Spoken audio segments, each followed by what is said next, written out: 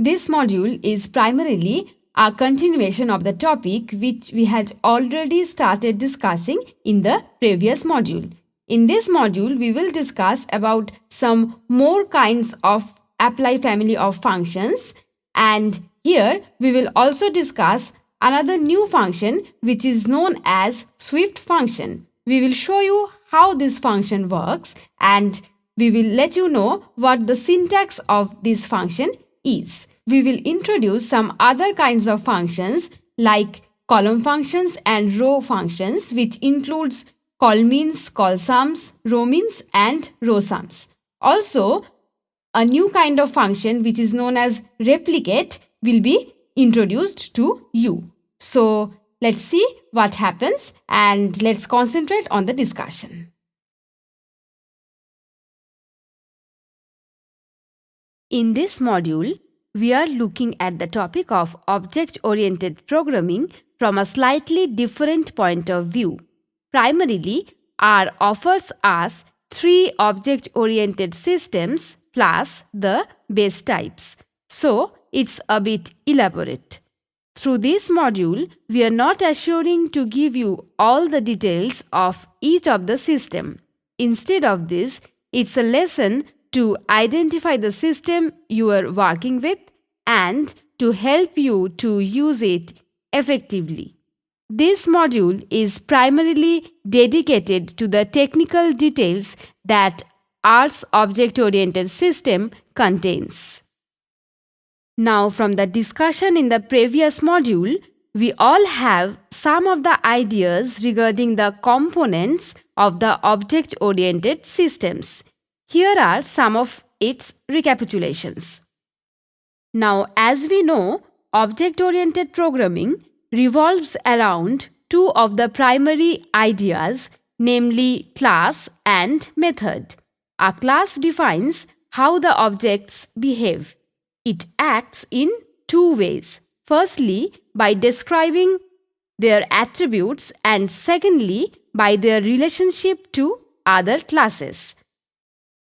The class is also used when selecting methods and functions that behave differently depending on the class of their input. Classes are usually organized in a hierarchy. If a method does not exist for a child, then the parent's method is used instead. Actually, the child inherits behavior from the parent. Primarily, R has 3 object-oriented systems. They are S3, S4 and reference classes. Apart from this, there is also a system called base type, which is not exactly object-oriented but very much associated with this system. Now let's see what these systems are and how these work. At first, let us discuss some of the ideas of S3 system.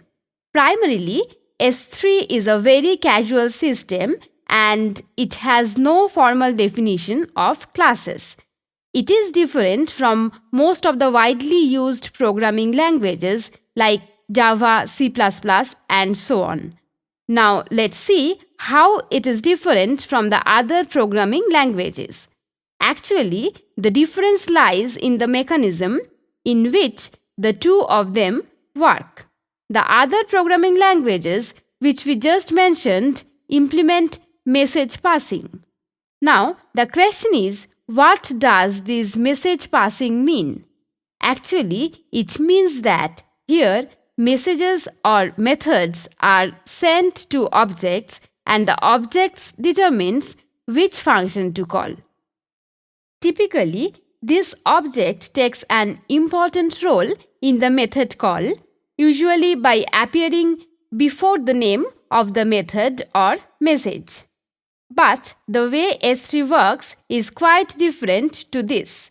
Here, indeed, all the computations are carried out via methods, but a special type of function called a generic function decides which method to call. Now, by now we all are familiar with the term generic function. S4 works in quite a similar way to S3.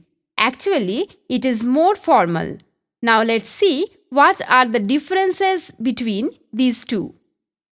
The two primary differences are, firstly, unlike S3, S4 owns formal class definitions which describe the representation and inheritance for each class and has special class functions that helps for defining generics and methods. Also in S4, generic functions contain some differences. What are they? They can pick methods based on not just one function of arguments, but it can choose methods based on any number of arguments. Here comes the next one, which is reference classes. This is different from S3 and S4. The interesting feature of it is that these reference classes implement message passing. So, methods belong to classes, not functions. Here, the dollar sign is used to separate objects and methods. Now, reference classes helps to solve problems that are difficult to solve with S3 or S4. Now, base types are mostly manipulated using C code. So, the question is, why do we need this? We need to know about this because they are stepping stone of the other object-oriented systems. So, these are some of the introductory ideas of the different types of object-oriented systems that R offers us. Now the question is, how do you tell what object-oriented system like base, S3, S4 or RC an object is associated with? So let's discuss these things a bit elaborately. For this, let's start with base types. Here, the most important things that should be mentioned is that R always takes the help of a C structure in order to store any object. So, it is the C structure that usually guides R how to store any object. Now, our objective is to know about the things that these structures contain. Primarily, it contains the contents of the object, the information needed for memory management, and a type. This is the base type of an R object. Now, the question is, why from the beginning we are telling that the base types are not within an R object-oriented system? So, the answer is, these are not within an R object-oriented system because only the R core team can create new types. So, the new base types are added very rarely. We can give you some ideas regarding how frequently it changes.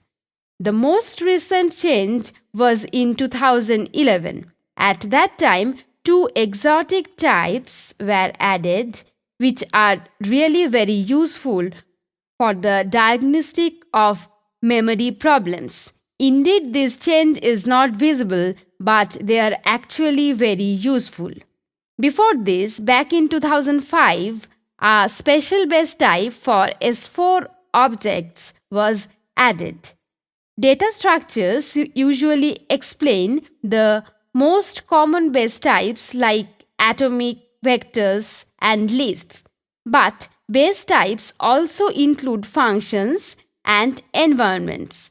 Moreover, it includes some objects like names, calls, and promises. You can determine an object's base type with the type of function. Remember, previously in one of the modules, we had also used this type of function. Now let us show how this type of function works. Let's consider the function which is definitely used by everybody of us. It's a basic function of R called sum. Now, if you write type of then within the first bracket sum, then it will give you built-in. That is, it is a built-in function. And we all know about this. Similarly, let's write down a structure of a function. This would look like the one we had given here. We all know this. Now, if we want to know the type of this user-defined function, then it would give me closure. That is, the type of a function is closure. In this context, the thing which is worthy to mention is that the mode and storage.mode functions are just some of the substitutes of the type of function. So the thing is that we have handled many of these functions previously as well, maybe with or without knowing the type of it. But to know the type is indeed very important, because once you know the type, it would be easier for you to use the function in a better way. So, as we have already discussed earlier, S3 is the first object-oriented system of R, and also it is the simplest one. In CRAN packages, you commonly find this object-oriented system, and also in the base and stats packages, only this object-oriented system is used. This is enough to show how important it is actually.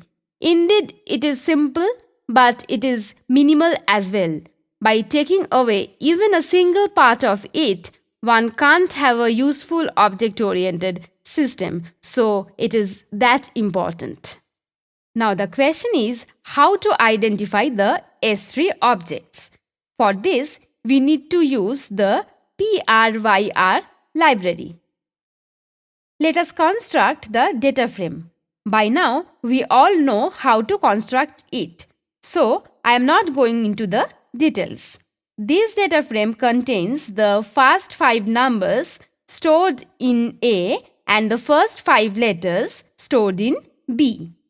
Here, the interesting part is that if we type this O type, then call the data frame with df, that is, if we want to know the type of the data frame through this, then R will tell us that the data frame is an S3 class.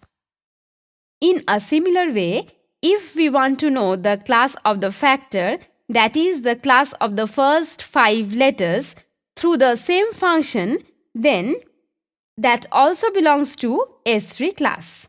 But the numeric vector A is of base types. So, here is what actually the difference is. Now, as we have already discussed, in S3, methods belong to functions called generic functions. These S3 methods do not belong to objects or classes, and here lies the difference with others. For knowing if a function is an S3 generic or not, one can inspect its source code with a call to the function use method. Similar to O-type, PRYR also provides F-type function which describes the object system associated with a function, if at all there exists any. Here comes some of the exceptions. Some of the S3 generics like sum and cbind don't call use method. Why? Because they are implemented in C. So, it's easier for them to call the C functions dispatch group or dispatch or eval. Now, as we know, using the use method function, we can figure out the correct method to call. The process which does this is called method dispatch. Now, let us have a broader view of this method dispatch. The functions that do method dispatch in C code are called internal generics, and these are documented in question mark, then internal generic within an inverted comma. Finally, in F-type function, information of all these kinds are stored. Now, the thing is, when you give a proper class, the role of S3 generic is primarily to call write S3 method. There are some easier ways to identify the S3 methods. You can identify them from their names. The name contains two parts. One is for the generic function and the other is for the class. These will look like generic.class function. If we want to have the date method for the mean generic function, then we will use mean.date.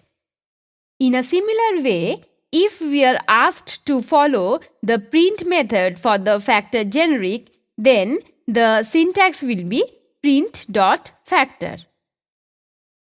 So, here are some of the interesting things. We all know that in order to execute any t-test in R, we use the command t.test. Now, if one compares the format with generic.class, then it makes the function look like the test method is used for the object t. So, it will be a bit difficult to understand what exactly is happening here. Some user-defined function may also look like this. Now let's consider the function print.data.frame. Now, is it the case where the print method is used for data.frames, or is it like the print.data method is used for frames? As the format matches, we can definitely think in these ways. But the actual thing is not like that. That is the reason why nowadays the use of dot within the function names are strongly discouraged.